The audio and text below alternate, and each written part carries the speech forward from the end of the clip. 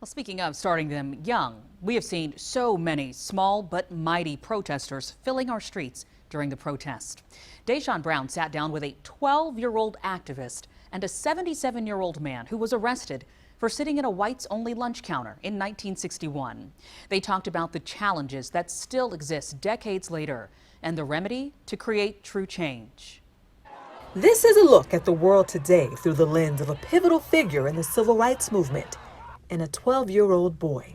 It's horrible because they're judging people by the color of their skin, and you can't just look at somebody and determine how, like, oh, you're black, so you're a thug. Hands up! Don't shoot! We met Joshua in Charlotte, marching for justice, just weeks into the international outcry over George Floyd's murder.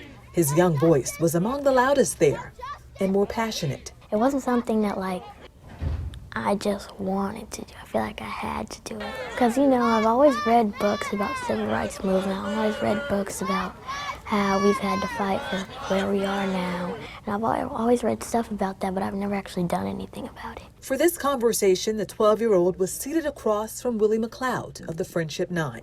What do you make of the fact that here we are in 2020, and many of the things that you and others fought for then, Joshua is marching for now?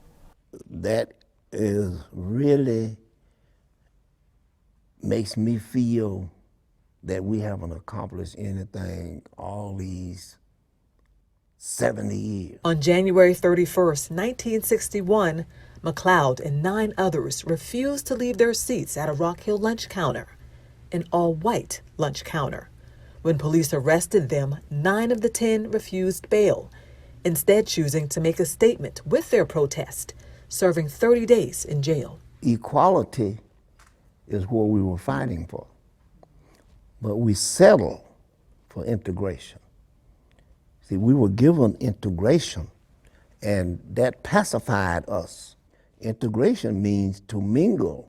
Equality is good as. What kind of change would you like to see? Like, people not to be racially profiled, because that's basically what's going on right now. We have to start with education, and I don't mean the educational system we have today. I mean a broader educational system. A lot of people, you try to educate them and they don't want to listen.